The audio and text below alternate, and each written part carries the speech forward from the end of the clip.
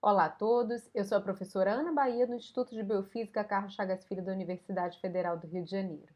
E hoje nós teremos a nossa aula sobre os flebotomínios e as leishmanioses. Eu espero que vocês gostem. As leishmanioses constituem um complexo de doenças que varia entre visceral e tegumentar, a tegumentar ainda com diferentes manifestações clínicas, entre cutânea e mucocutânea. Elas são causadas por protozoários flagelados do gênero Leishmania, que tem duas micrografias de Leishmania, que é a forma pró-mastigota e aqui a forma amastigota internalizada na célula do hospedeiro. Estima-se que 350 milhões de pessoas vivem em áreas com risco de infecção e que 12 milhões de pessoas estão infectadas por Leishmania no mundo. Bom, nessa figura aqui eu trago o ciclo de transmissão da leishmaniose, das leishmanioses, onde você tem a leishmania, né, passando dos reservatórios, dos mamíferos reservatórios para os hospedeiros humanos, através da picada do inseto vetor. E quem são esses insetos vetores?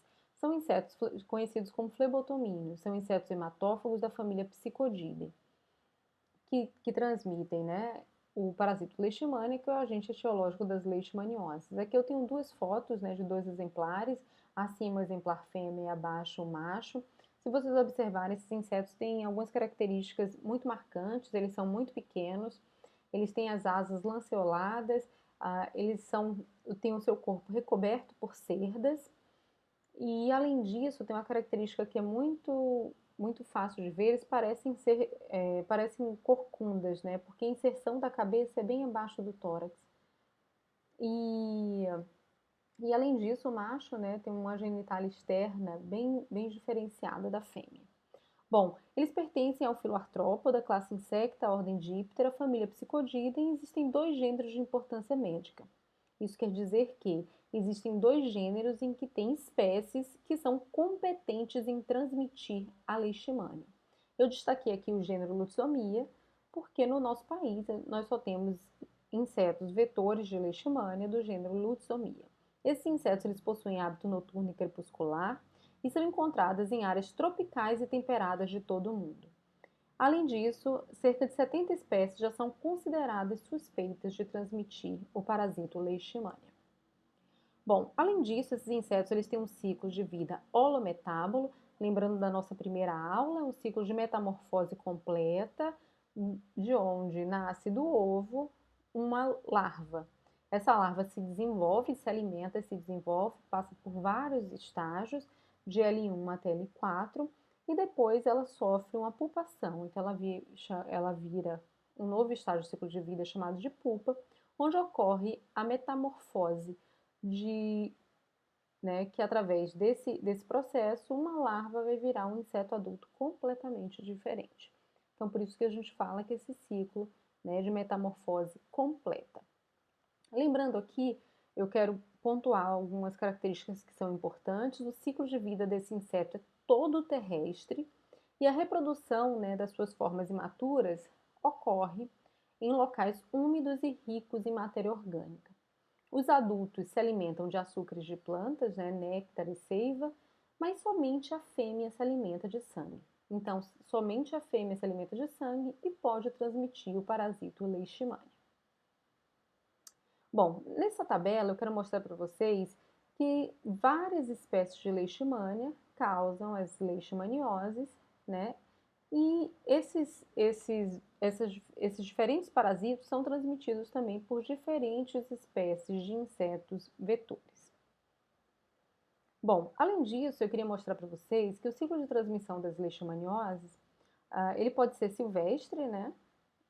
Mas esses insetos, eles têm se adaptado, né, também com as mudanças ambientais, o impacto ambiental causado pelos humanos, esses insetos vêm se adaptando ao ambiente peridoméstico, doméstico, periurbano e urbano. Né? Lembrando aqui, eu queria destacar, né, alguns dos nossos animais domésticos, como por exemplo o cão, sendo agora reservatório dessa leishmania. Bom, o ciclo de vida da leishmania, ele também é heteroxênico, isso quer dizer que ele possui dois hospedeiros. Então, desse lado aqui eu estou mostrando, representando o hospedeiro vertebrado, e aqui o hospedeiro invertebrado, representado pelo inseto flebotomínio. Nessa aula, nós vamos falar apenas do ciclo de vida da leishmania no inseto vetor, porque o ciclo de vida no hospedeiro vertebrado já foi mostrado nas aulas de protozoologia. Bom, e como que acontece o ciclo de vida da leishmania dentro do flebótomo?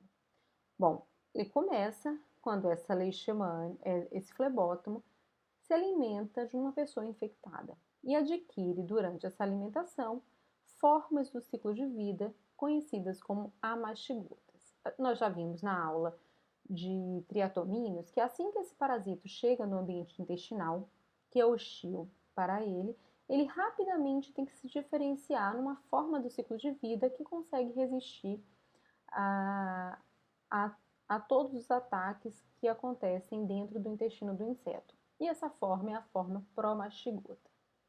Se vocês observarem aqui, à direita, existem diferentes formas promastigotas. Nesse slide, eu não vou falar para vocês quais são, não vou nomear as formas promastigotas. Faremos isso no slide posterior. Bom, mas o que a gente tem que observar aqui é que essa leishmania, ela entra, então ela lembra daquelas pistas, né? pH, temperatura, estresse osmótico, estresse nutricional, enfim. Então são vários fatores que fazem com que essa leishmania se diferencie da forma amastigota para a forma promastigota. E existem algumas etapas que a gente tem que pontuar aqui que são decisivas para o estabelecimento da infecção da leishmania dentro do inseto. Então, a primeira está mostrado aqui, né, é a ligação dessa leishmania ao epitélio do tubo digestivo do inseto. Além disso, lembra que o ciclo, né, a rota da leishmania dentro do inseto ela entra no tubo digestivo do inseto e ela tem que migrar para o intestino anterior porque ela é regurgitada. Então, essa promastigota agora que se ligou ao epitélio intestinal, ela passa a migrar para o tubo do intestino anterior desse inseto. Ela replica e, além disso, aqui nesse tubo digestivo, essa leishmania, ela secreta algumas moléculas que são chamadas de proteofosfoglicano. Guardem isso porque eu vou explicar para vocês um pouquinho para frente a importância desse proteofosfoglicano que está mostrado aqui, que é essa massinha aqui em amarelo. E além disso, essa leishmania, ela se liga à válvula intestinal do inseto. Bom, eu vou abrir um parênteses para explicar para vocês que esse inseto se alimenta porque ele tem uma bomba que faz uma pressão negativa e suga o sangue para dentro. E esse sangue ele não retorna porque existe uma válvula que fecha, né, e não permite o retorno desse sangue. O que a leishmania faz? Ela secreta uma quitinase que degrada essa válvula, que é constituída de quitina. Bom, então eu falei aqui para vocês de algumas etapas que são importantes, então a diferenciação da forma mastigota para a forma promastigota, a ligação dessa promastigota ao tubo digestivo do inseto, a sua replicação, a secreção do proteofosfoglicano e, além disso, a secreção de quitinase para degradação da válvula. Tudo isso vai permitir que essa leishmania ela estabeleça a infecção e ela seja liberada no próximo repasto sanguíneo do inseto vetor. Bom, então nesse slide eu vou detalhar um pouquinho mais para mostrar para vocês quais são os promastigotas que fazem isso.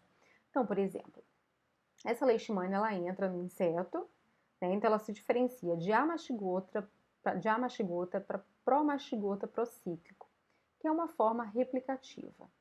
Depois, essa leishmania, ela ainda no intestino do inseto, ela se diferencia para a nectomona. E essa nectomona, ela se liga ao epitélio intestinal desse inseto. Depois dessa nectomona, ela migra para o intestino anterior e se diferencia em leptomona, que também é replicativa, então faz com que essa forma se multiplique dentro do intestino do inseto. Essa forma leptomona, ela ainda se diferencia para aptomona, que é a forma que se adere à válvula e secreta quitinase para a degradação da válvula estomodial. E além disso, essa leptomona ela também pode se diferenciar em promastigota metacíclico, que é a forma que infecta o novo hospedeiro vertebrado, fechando então o ciclo da leishmania dentro do vetor. Bom, nesse slide eu quero mostrar para vocês como que isso de fato acontece. Bom, então aqui desse lado eu tenho uma foto de um inseto não infectado com leishmania, uma alimentação sanguínea do inseto não alimentado. E aqui, do lado oposto, a alimentação sanguínea de um inseto infectado. Bom, no inseto não infectado, o que acontece é que esse sangue, né, esse inseto, ele dilacera o tecido, forma uma poça de sangue e ele suga esse sangue para dentro. Olha a válvula que eu falei, né? Então a válvula fecha, né? O sangue entra, a válvula fecha e impede que esse sangue retorne. No inseto infectado com leishmania, o que acontece é que essa válvula ela foi degradada. E além disso, tem o protofosfolicano aqui representado em azul e a leishmania aqui desenhada. Então, o que acontece nesse contexto, no contexto do inseto infectado, esse inseto ele ingere o sangue, mas ele não consegue segurar o sangue porque não tem a válvula para segurar o sangue. Então, parte do sangue volta contendo a leishmania, o gel, né, e o sangue. E é assim que essa leishmania ela é transmitida. Gostaria de colocar aqui adicionar uma informação que esse PSG ele faz com que o inseto como se estivesse como sentir-se empapuçado. Isso quer dizer que esse inseto ele não consegue se alimentar completamente em uma única alimentação. E por que isso é importante? Porque esse inseto ele vai procurar o hospedeiro mais de uma vez até conseguir todo o sangue necessário para a produção dos seus ovos. Então, ele vai se alimentar, né, picar o mesmo hospedeiro várias vezes ou mais de um hospedeiro, proporcionando então uma disseminação maior da leishmania. Bom, eu gostaria de mostrar para vocês aqui, né, essa foto lindíssima, né, de promastigotas de leishmania aderidas às microvilosidades do epitélio intestinal. Além disso, aqui eu queria mostrar, olha o intestino anterior de um inseto infectado. Aqui é o intestino médio, olha como esse intestino anterior ele está completamente distendido, né, porque ali contém leishmania, muitas leishmanias, né, muitos parasitos e ainda contém esse gel que eu falei para vocês. Bom, e como que essa leishmania se adere ao epitélio intestinal? Ela faz essa adesão através do seu lipofosfoglicano presente na sua superfície celular. Essa molécula ela tem nas suas terminações muitos resíduos de açúcares. E já foi mostrado que através desses resíduos de açúcares que ela se liga a lectinas presentes nas células intestinais desses insetos. E essa ligação é muito importante. Se a leishmania ela não consegue se ligar ao tubo digestivo, ela é eliminada durante o processo de excreção, depois do processo digestivo e excreção. Bom, além disso, aqui uma foto só para mostrar o protofosfolicano, né, a válvula, né, e aqui as leishmanias, e olha, quando você disseca esse intestino anterior, olha como ele está denso, né, desse gel e leishmania. Bom, além disso, recentemente foi mostrado que essa leishmania, ela também secreta exossomos, né, ricos em fosfolipídio e proteína, que já foi mostrado ser um fator de virulência. Porque quando essa leishmania ela é liberada com exossomos, ocorre um aumento de algumas citocinas, o aumento da carga parasitária e o aumento da lesão. Bom, um outro componente, nós já vimos nas outras aulas, o papel da da microbiota no estabelecimento da infecção de parasitos. Em leishmania não está nada muito claro sobre esse papel. Contudo, foi demonstrado, já que parte do conteúdo intestinal desse inseto é regurgitado na epiderme do hospedeiro vertebrado, no sítio da lesão, já foi mostrado que a microbiota ela também é liberada, né? Além do protofosfolicano, além dos exossomos, além da saliva que a gente já falou na primeira aula, a microbiota ela também é inoculada no sítio da infecção. Isso promove a formação de um inflamossoma que é importante para o estabelecimento da infecção da leishmania no hospedeiro vertebrado. Quando você trata esse inseto com um antibiótico, né, não ocorre a formação desse inflamossoma e você não tem disseminação do parasito. Bom, então, recapitulando tudo que a gente viu, então o ciclo da leishmania tem várias etapas no inseto. Então, primeiro lembrando que ela entra como mastigota, ela se diferencia em promastigota, ela replica, ela precisa ser ligada em microvilosidades, depois ela migra para o intestino anterior, secreta o gel, secreta exossomos, degrada a válvula, né?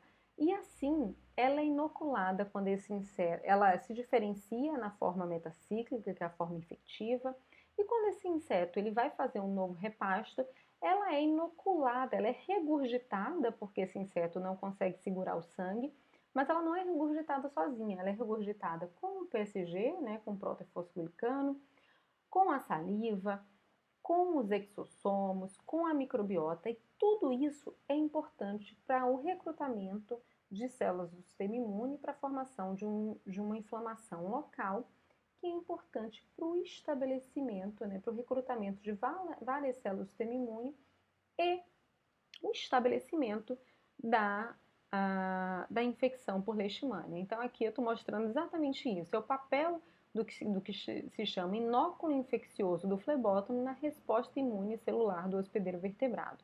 Então, mostrando aqui, né, que a formação, né, a inoculação de todos esses componentes do flebótomo junto com a leishmania é muito importante para o estabelecimento dessa infecção no hospedeiro vertebrado. Bom, e como que se faz o controle, né, dessa doença? Então, nós vamos pensar aqui em tudo que a gente falou do inseto. O inseto tem um hábito crepuscular, ele é silvestre, mas também pode ser urbano, doméstico. Ele é holometábulo, lembrando que tem um ciclo de vida, de metamorfose completa, onde ele tem formas imaturas bem marcadas, ovo, larva, pupa, e que todo o seu ciclo é terrestre, né?